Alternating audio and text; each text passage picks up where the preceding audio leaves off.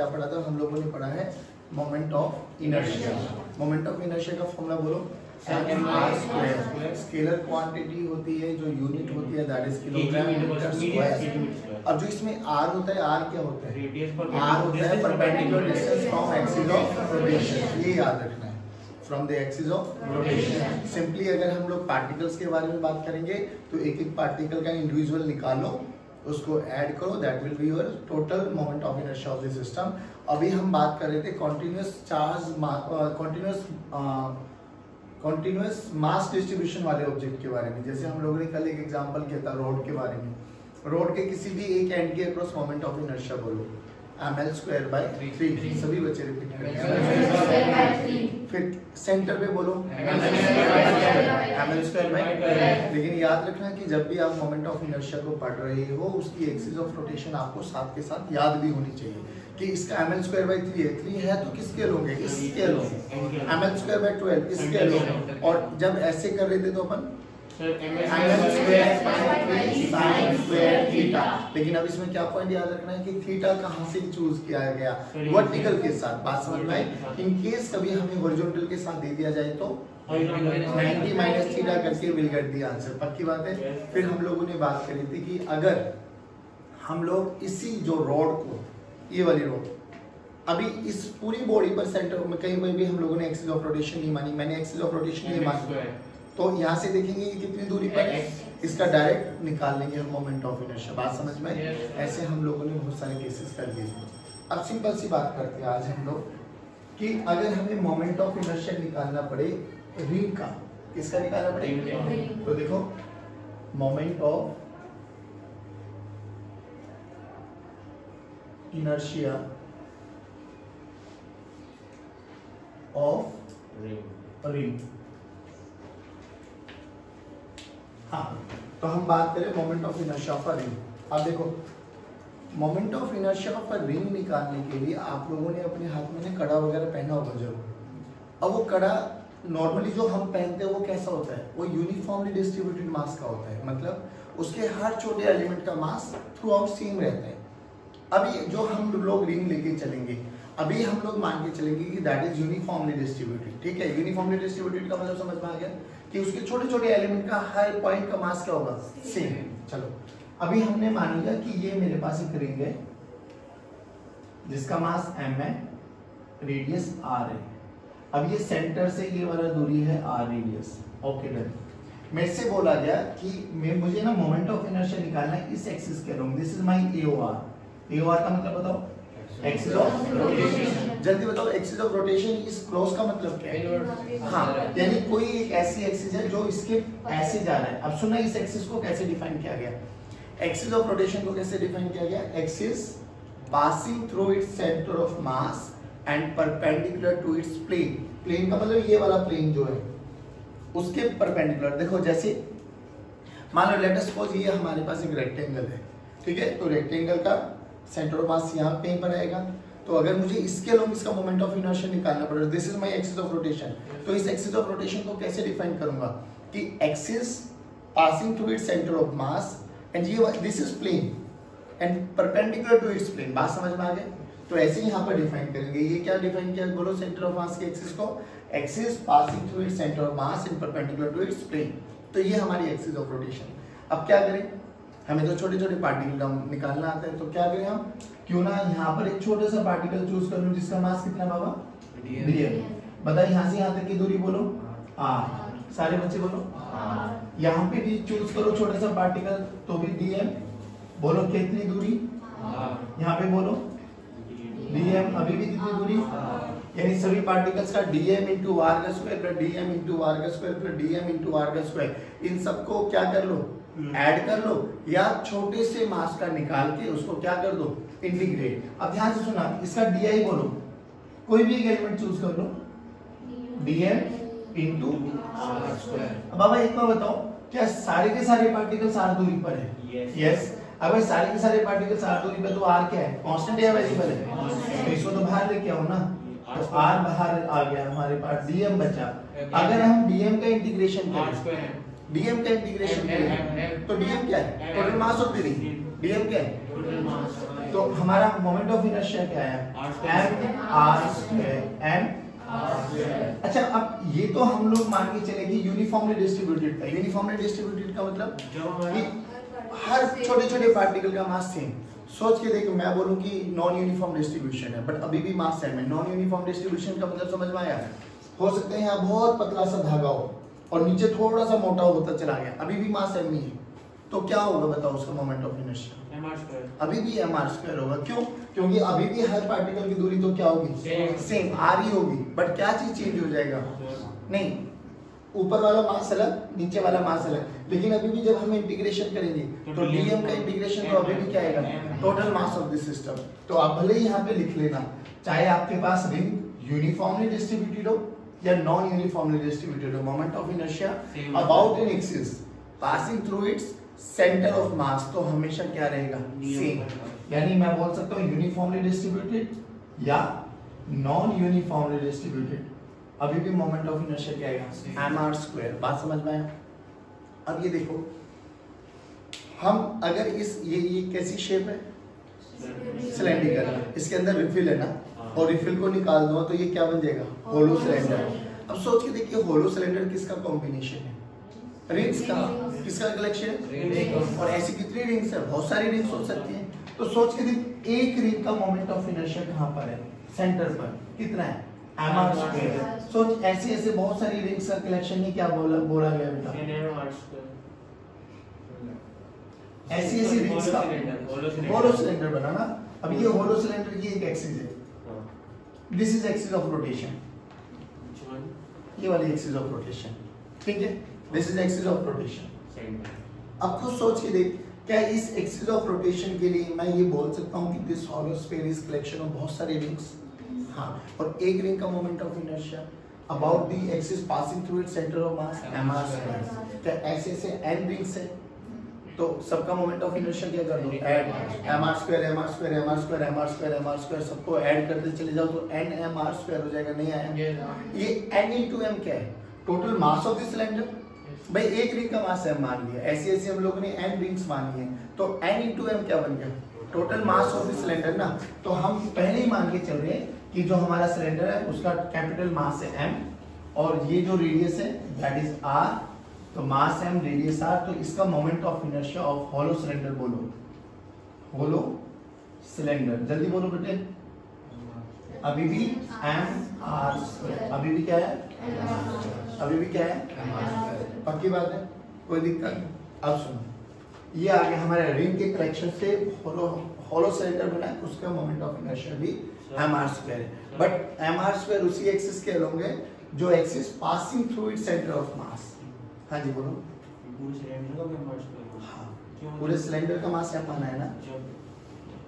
अब आप ये बताओ ना, मान लीजिए वो चूड़ियां देखिए जो मम्मी पहनती है, तो मम्मी एक चूड़ी दो चूड़ी ऐसे बहुत सारी चूड़ियों का कलेक्शन एक वो बन जाता है होलो सिलेंडर। सोच के देख, एक चूड़ी का मास स्मॉल है और ऐसी मम्मी ने मान लो 10 चूड़ियां पहनी हुई है, तो 10 चूड़ियों का मिला के क्या बन गया? सेंटर ऑफ मास बना, वो सिलेंडर बनाना। 10 चूड़ियों का मास कितना हो जाएगा? N into M. वो एन इंटू छोटे एम की वैल्यू को मैंने क्या बोल दिया? Capital M. बट अभी भी हर रिंग का मोमेंट ऑफ इनर्शिया तो क्या है? छोटा एम इंटू आर का स्क्वायर, छोटा एम इंटू आर का स्क्वायर, छोटा एम इंटू आर का स्क्वायर। 10 ऐसी चूड़ियां है वो, 10 की 10 को ऐड कर दो, मोमेंट ऑफ इनर्शिया तो एक स्केलर क्वांटिटी है, 10 की 10 को ऐड करो, m 10 इंटू छोटा m इंटू आर का स्क्वायर हो गया ना। अब जो 10 इंटू छोटा m है उसको मैंने क्या बोल दिया? Capital M। नहीं आया समझ में? पक्की बात? ऐसे बहुत सारी, बहुत इजी है, कोई टेंशन लेने की बात नहीं। चलो हाँ बोलो। जो मोमेंट ऑफ इनर्शिया है हमेशा परपेंडिकुलर रहेगा, वो सेंटर ऑफ मास की बॉडी पे r रहेगा परपेंडिकुलर। r परपेंडिकुलर है भाई from the axis of rotation.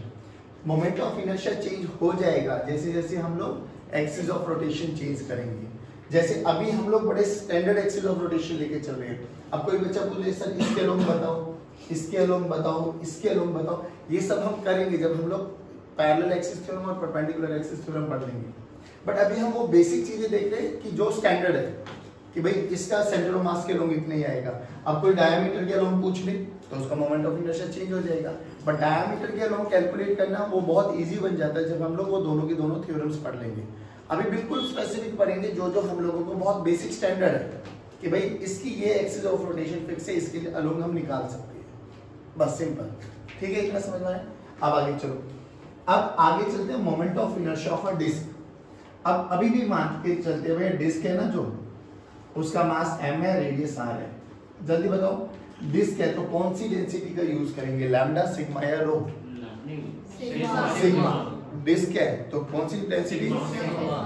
Disc के लिए बोलो, ये हमारी डिस्क है बाबा। अब भाई बच्चों डिस्क है तो ऑब्वियसली अंदर से भरा हुआ होगा, खाली होगा? भरा हुआ। Disc is like your CD, या जो थाली जिस प्लेट में हम खाना खाते हैं वो हमारी एक डिस्क है।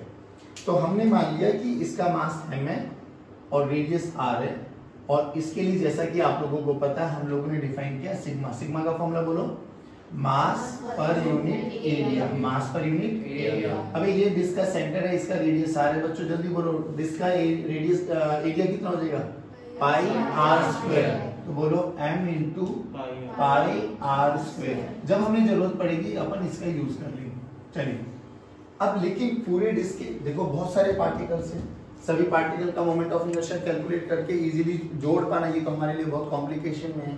तो क्या करें बेस्ट वे, एक छोटे से एलिमेंट का निकालो और within the proper limits रखो और इंटीग्रेट कर दो। Now how to choose a small element in this case, बताओ जल्दी। डिस्क या डिस्क, नॉट रिंग। रिंग पे तो वो थीटा पे जाके डी थीटा का एक छोटा सा एलिमेंट लेना है। ये तो डिस्क है, disc is the collection of, ऐसे देखो ना, डिस्क किसके कलेक्शन से बने? छोटे छोटे छोटे छोटे रिंग्स। तो क्या करो, रिंग पे जाकर आर पे जाके डी आर की एक रिंग ले लो। आर पे जाके ये रिंग ले ली। अभी हमारी एक्सिस ऑफ रोटेशन क्या है? ये वाली एक्सिस ऑफ रोटेशन। बोलो इस एक्सिस ऑफ रोटेशन को क्या डिफाइन करेंगे? Axis of rotation passing through its centre of mass and perpendicular to its plane. बात समझ में आई? इसी एक्सिस के अलोंग देखना भी हम लोगों को। तो क्या बोला हम लोगों ने, and these are standard parameters, ये आप लोगों को याद रखना है कि आर पे जाके डी आर, थीटा पे जाके डी थीटा, ये दीज आर स्टैंडर्ड्स, इनको याद रखो। नहीं पता तो सेंटर ऑफ मास वाले लेक्चर्स को देखो। सेंटर ऑफ मास में बिल्कुल एज इट इज कराया था आप लोगों को, और बोला था कि मोमेंट ऑफ इनर्शिया में एज इट इज याद होगा ही। बोलो, आर पे जाके डी आर की एक रिंग ले लिया, आर पे जाके डी आर की एक, लिख लो बेशक इसको, आर पर जाकर डी आर की एक रिंग ले ली। चलो अब क्या करें भाई, अब इस रिंग का निकालो, ये रिंग का मास बोलो dm, रिंग का मास बोलो चलो dm। तो इस रिंग के लिए अब देखो रिंग का क्या बन गया, ये छोटी सी रिंग बनी है आपके पास, इसकी एक्सिस ऑफ रोटेशन ये रही, इसका मास कितना बच्चों dm। इस रिंग के हर एक पार्टिकल की दूरी कितनी है r, अभी निकाला है।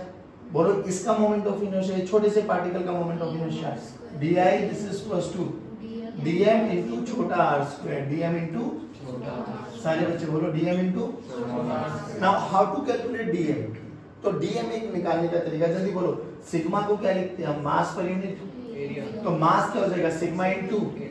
अब मुझे एरिया किसका चाहिए, एरिया इसका चाहिए जो ये छोटी सी रिंग मैंने चूज की है। चलो तो dm को बोलो, dm को क्या लिखेंगे सिग्मा इनटू dA। ये dA किसका है बच्चों, ये वाली रिंग है, इस वाली रिंग का dA निकालना है आपको, ठीक है। अब बोलो रिंग को अगर मैं काटूं, जो आप लोग रिंग पहनते हो या कड़ा पहनते हो, अगर आप इसको काटो तो काट के क्या हो जाएगा, एक सिंपल सीधी स्ट्रेट लाइन हो जाएगी, जिसकी लेंथ कितनी हो जाएगी, जो उसकी सरकमफरेंस है। बोलो इसकी लेंथ कितनी हो जाएगी 2 पाई स्मॉल r। तो dA एरिया का फॉर्मूला बोलो, लेंथ इनटू ब्रेड्थ। लेंथ, अरे बोलो भाई तो लेंथ कितनी हो जाएगी इसकी, circumference, that is 2 pi r। और इसकी मोटाई कितनी मानी हम लोगों ने, dr। कितनी मानी है बच्चों, dr। लो भैया ये एरिया आ गया, ये सिग्मा आ गया। तो dm की वैल्यू बोलो sigma into 2 pi r dr है जी। जो आप इसको लंबी करोगे तोड़ के रेक्टेंगल की शेप में, हाँ रेक्टेंगल की शेप में चली जाएगी ना, जिसकी लेंथ हो जाएगी 2 पाई r और मोटाई हो जाएगी dr। अब जब भी जो कड़ा आप लोगों ने हाथों में पहना होगा, कभी इसको कट करके देखो तो बेसिकली एक स्ट्रिप मतलब स्टेप बन जाएगी ना ये पूरी की पूरी, जिसकी इसकी लंबाई कितनी हो जाएगी, जो उसकी सरकमफेरेंस है, और मोटाई dr अपन मान चुके हैं। ये ना ठीक रखो यहाँ पे फॉर्मूले में,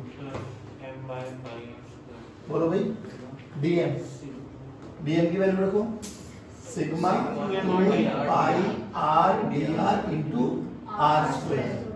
अब लिमिट कहां से कहां, देखो रिंग कहां से कहां सिलेक्ट कर सकते थे आप, यहां से आर की वैल्यू 0 से लेके, मतलब स्मॉल आर की वैल्यू 0 से लेके स्मॉल आर की वैल्यू कैपिटल आर। नहीं भाई, इस पूरे इतने पार्ट में तो रिंग सिलेक्शन कर सकते थे ना।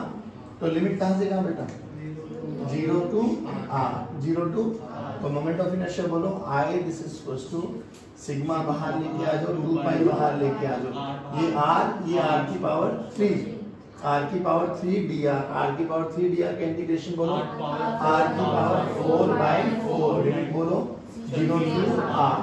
चलो आई जल्दी बोलो, sigma into 2 pi divided by 4 into R की पावर 4। सिग्मा की वैल्यू को उठाओ, ये रखो बेटा जल्दी, सिग्मा की वैल्यू को m by pi r square into 2 will cancel out, pi by 2 into r की पावर 4, देखो pi will cancel out, r की पावर 4 cancel out, 2 बचा यहाँ पर। तो मोमेंट ऑफ इनर्शिया क्या बना बेटा, mr square by 2, mr square by 2, यानी डिस्क का moment of inertia about an axis passing through its centre of mass and perpendicular to its plane कितना है, mr square by 2। जल्दी बोलो, रिंग का कितना था, mr square by 3, mr square। Disc का कितना है, mr square by 2। रोड का कितना था, along a point along an edge, ml square by 3, ml square by 3। Centre के लोग ml square by 12, किसी भी एक वर्टिकल एक्सिस के थीटा एंगल पर ml square by 3। बात समझ में आई? ये सब रिजल्ट हम लोगों को याद होने चाहिए। देखो प्रूफ याद हो जाए तो बहुत अच्छी बात है, क्योंकि प्रूफ तो ये समझ के चल लेना कि आप लोगों की बहुत अच्छी अच्छी किताबों में है ना, ये न्यूमेरिकल के रूप में आती है कि calculate moment of inertia about this, calculate moment of inertia about. तो ये प्रूफ मत समझ के ना, इनको समझना कि दीज आर न्यूमेरिकल्स जो कभी पूछे भी जा सकते हैं, कोई बड़ी बात नहीं। बट अल्टीमेटली तुझे ये एंड रिजल्ट्स तो इनके याद रखने हैं कि भैया इसका मोमेंट ऑफ इनर्शिया, ये एक्सिस ऑफ रोटेशन, तो ये आंसर है। ये एक्सिस ऑफ रोटेशन डिस्क है, तो ये मोमेंट ऑफ इनर्शिया। बात समझ में?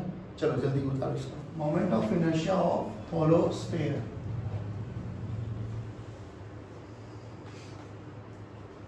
अब देखो ये समझने के लिए बहुत अच्छा है। होलो का मतलब समझ गए, जस्ट लाइक अ फुटबॉल। अच्छा, आप लोगों ने कभी वो देखा है ग्लोब है, ग्लोब में देखा होगा आपने, गोल गोल होता है और वो घूमता रहता है। सेम ऐसे ही हमारे पास ये होलोस्फीयर और सॉलिड स्फीयर आने वाले हैं। तो हमने बात कर ली कि मेरे लिए ये एक क्या बच्चों, हाँ होलो है, बट होलो का मतलब अंदर से खाली है। अच्छा होलो है तो बताओ लैम्डा सिग्मा या रो, रो सिग्मा। होलो है ना तो सरफेस सरफेस होगा, बस सरफेस है तो सिग्मा। चलो अभी भी मास हम मान लेते हैं बेटे, रेडियस आर मान लेते हैं, और अगर इसका सिग्मा है तो सिग्मा का फॉर्मूला बोलो, मास पर यूनिट एरिया। एरिया बोलो स्फीयर का, एरिया स्फीयर का 4 pi R square, 4 pi R square, 4 pi. ये देखने में सर्कल लग रहा होगा बट सर्कल नहीं है, तो पाई आर स्क्वायर से अचंभित होने की कोई आवश्यकता। हाँ, बस याद क्या करना है आप लोगों को, 4 पाई आर स्क्वायर देखने के लिए क्या है, स्फीयर है। अभी अपन को इसका सेंटर ये रहा बच्चों, और ये हमारी एक्सिस ऑफ रोटेशन है। अभी समझ में आ गया? जैसे आप लोगों ने ग्लोब देखा होगा, तो ग्लोब में से आर पार एक लाइन निकल के आती है जिसके लोगों को घूम रहा होता है, that is axis of rotation. तो ये हमारी एक्सिस ऑफ रोटेशन है इसकी। अब अगर ये एक्सिस ऑफ रोटेशन है तो क्या किया जाए, बोलो इसको सिलेक्ट करने का तरीका अब मैं बता देता हूँ आपको। जो कि सारा का सारा मास इसके सरफेस पे एसोसिएट होगा, तो अपन अंदर तो कुछ भी चूज नहीं कर सकते। तो इस केस में बहुत इजी तरीका ये होता है, थीटा पे जाके डी थीटा एक छोटा सा एलिमेंट मानो, ये वाला छोटा सा एलिमेंट जिसका मास है dm और लेंथ है dx। लेकिन अब इस छोटे से एलिमेंट को मान के क्या चल रहा है, जैसे आप लोग कभी कभार जब ऑरेंज को छीलते हो तो आप हल्का सा कट लगाते हो और ऐसे पट्टीदार छील देते हो ना पूरा का पूरा। अगर कभी टाइम पास करना है, बहुत सारा टाइम हमारे पास वेस्ट करने के लिए, वैसे तो हम ऐसे ऐसे छील छाल के फेंक देते, बट अगर हमें लग रहा है कि वो आज बहुत फुर्सत से बैठे आराम से छीलेंगे इसको, तो हल्का सा कट लगा ऑरेंज में और उसको ऐसे छीलते हुए निकल के आ जाओ, तो जब वो छीलोगे तो वो कैसी शेप बनेगी? रिंग। कैसी शेप बनेगी? तो रियलिटी में जब हमने ये छोटा सा मास लिया, छोटी सी लेंथ ली इसकी dx, अगर इस dx को मैं एक यहाँ से पूरा पट्टी ले लूँ, एक पूरी की पूरी पट्टी, तो ये कैसी की शेप में बनने वाली? रिंग। पहली बात तो ये। अब जब ये रिंग बनेगी तो ये बताओ, ये पूरी रिंग बनती है या आधी रिंग बनेगी? पूरी रिंग बनेगी। और ये हम लोगों को कॉमन सेंस से भी समझ में आता है कि अगर मैं होलो स्फीयर को छोटे छोटे एलिमेंट्स में ब्रेक डाउन करूं तो वो छोटी छोटी रिंग्स के रूप में आएगा, और वो रिंग्स भी क्या होगी? पूरी की पूरी कंप्लीट रिंग्स होगी। चलो, तो पहली बात तो ये हमें समझ में आया कि क्यों ना ये एक रिंग ले ली जाए। अब बताओ ये रिंग जो है कंप्लीट है या आधी है? कंप्लीट। यही ध्यान रखना, दिस इज द रिंग। अब इस रिंग का रेडियस बोलो। ये रेडियस ऑफ द रिंग है स्मॉल आर। बताओ ये स्मॉल आर और ये कैपिटल आर बराबर है या अलग अलग है? पक्की बात है ना? तो क्या मैं निकाल सकता हूँ इधर रिलेशन बिटवीन छोटा आर एंड बड़ा आर? यस। बताओ जल्दी। इस ये वाला रेडियस बोलो कितना है? Capital R. ये कौन है? थीटा। तो आर का ये कंपोनेंट कितना हो जाएगा? R cos theta. क्या यही मेरा छोटे आर के बराबर है? अरे बोल भाई। पक्की बात। अब ध्यान से देख, रिंग के लिए ये क्या बन गया? ये रिंग बन गई एक, और रिंग के सेंटर ऑफ मास से ये वाली एक्सिस पास होके जा रही है। अगर रिंग के सेंटर ऑफ मास से एक्सिस पास होके जा रही है तो रिंग के कारण मोमेंट ऑफ इनर्शिया mr²। लेकिन हमने जो ये रिंग मानी है, इसका मास कितना है बाबा? dm, और रेडियस कितना है? r। तो छोटा सा मोमेंट ऑफ इनर्शिया कितना बनेगा? dm into r²। Now what is the relation between r and capital R?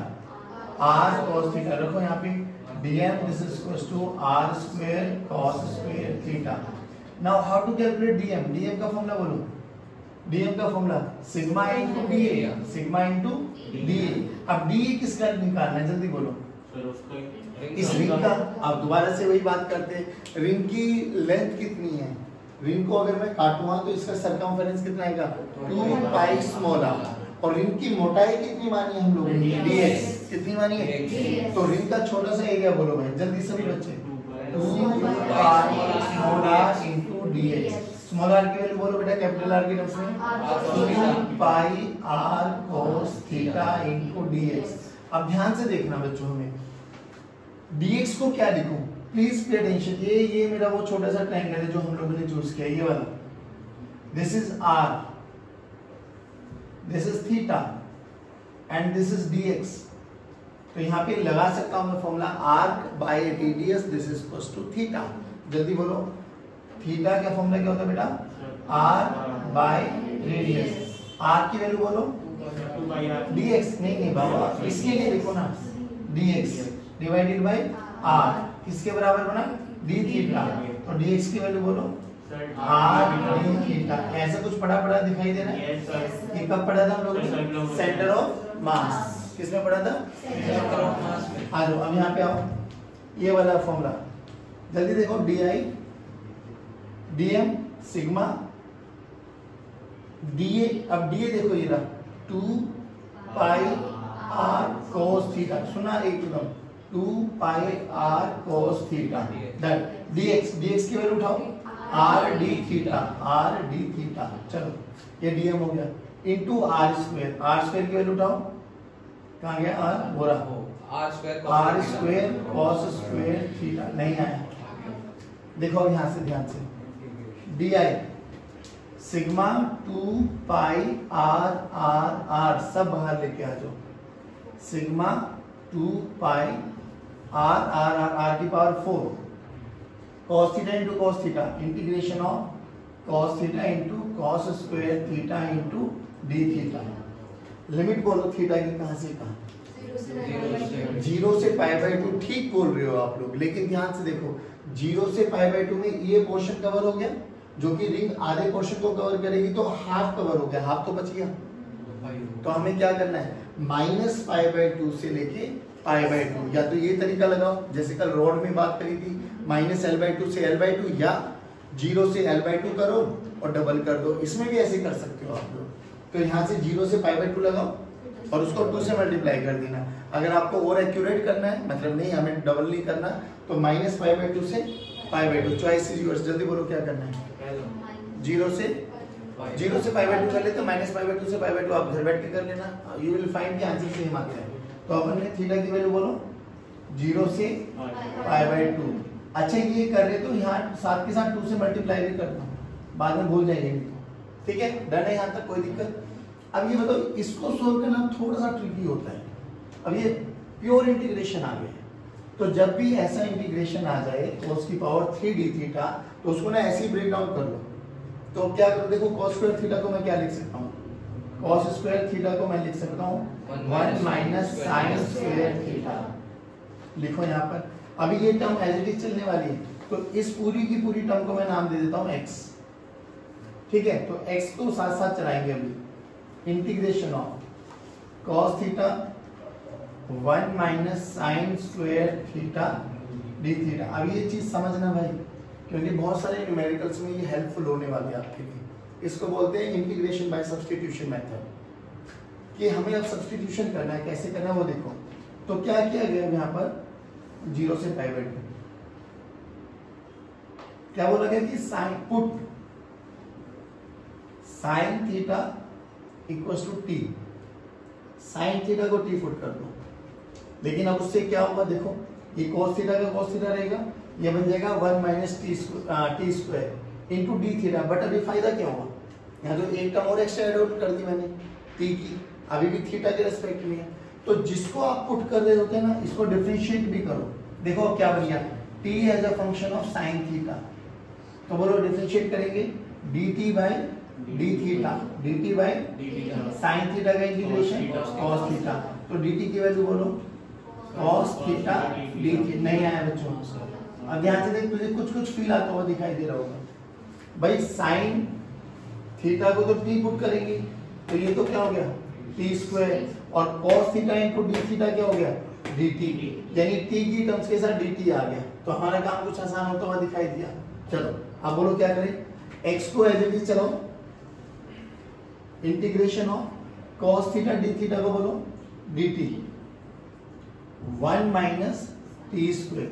आसान सा लग रहा है ये इंटीग्रेशन, लेकिन अभी भी एक दिक्कत समझ में आनी चाहिए। देखो यहाँ पर जो थीटा की लिमिट्स है, यहाँ तो थीटा की लिमिट्स थी ना 0 से π/2, तो अब हमें लिमिट्स भी किसकी कन्वर्ट करनी है, टाइम। तो यहाँ पे t की वैल्यू को बोलो, t की वैल्यू साइन थीटा है। अब थीटा की वैल्यू 0 पुट करो, तो साइन 0, यानी व्हेन थीटा 0 है तो t भी 0। परफेक्ट। अब मतलब साइन थीटा की वैल्यू π/2 रखो, तो t की वैल्यू 1 लो। तो इंटीग्रेशन कहां से कहां, 0 से 1। और ये समझ लेना बच्चों कि जब आप लोग ये सब चीजें आओगे ना ग्रेविटेशन में और इलेक्ट्रोस्टैट्स में, सेम रिपीटेशन दिखाई देने वाला, सेम स्टेप्स होंगे कि सब्स्टिट्यूशन करना होगा, सब्स्टिट्यूशन में किसी को t मानना होगा, फिर उसको डिफरेंशिएट करना होगा, फिर उसके लिमिट्स भी चेंज करनी होगी। ये 3 स्टैंडर्ड रिजल्ट है। किसी को भी मानेंगे पहले सब्स्टिट्यूशन, फिर उसको डिफरेंशिएट करेंगे, फिर उसकी लिमिट्स भी चेंज करेंगे। अब ये दोनों तीनों स्टेप्स ना आपके दिमाग में होना चाहिए कि सर पहले मान लिया, फिर उसको डिफरेंशिएट किया, फिर उसकी लिमिट्स भी उसके अकॉर्डिंग चेंज करनी पड़ेगी। जैसे सेम ऐसे ही हम लोगों ने बात की थी उसमें वर्क पावर एनर्जी में। वर्क पावर एनर्जी में याद करो जब हम लोग कंजर्वेटिव फोर्सेस को पढ़ते थे, तो कंजर्वेटिव फोर्सेस 3 टाइप के बताए थे, एक कांस्टेंट फोर्स, एक आई के साथ एक्स वाला फैक्टर, एक परफेक्ट डिफरेंशियल फॉर्मेट कि उसको पार्शियली इंटीग्रेट करके देख लो x के रिस्पेक्ट में, पार्शियली इंटीग्रेट करके देख लो y के रिस्पेक्ट में, अगर दोनों टर्म्स बराबर आ रही है तो वो भी कंजर्वेटिव फोर्स है।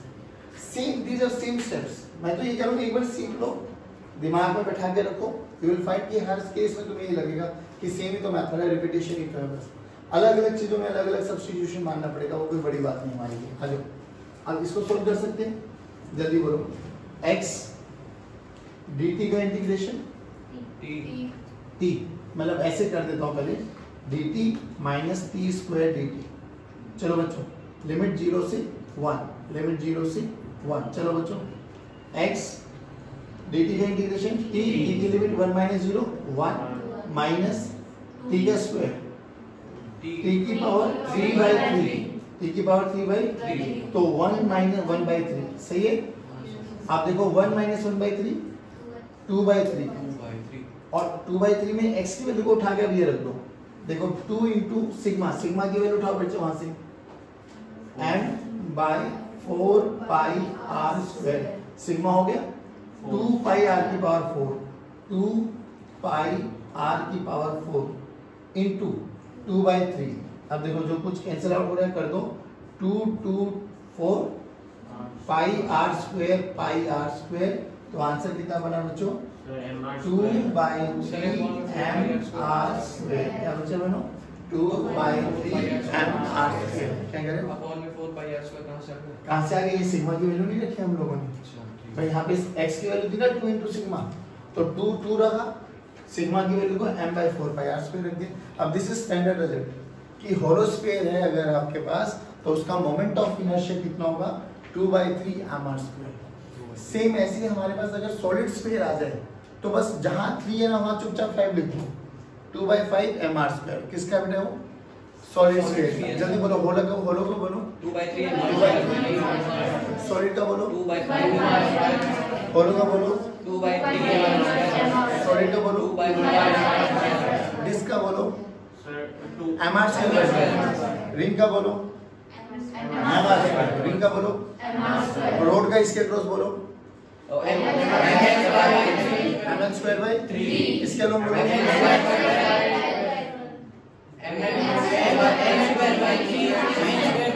होलो स्फीयर का बोलो 2/3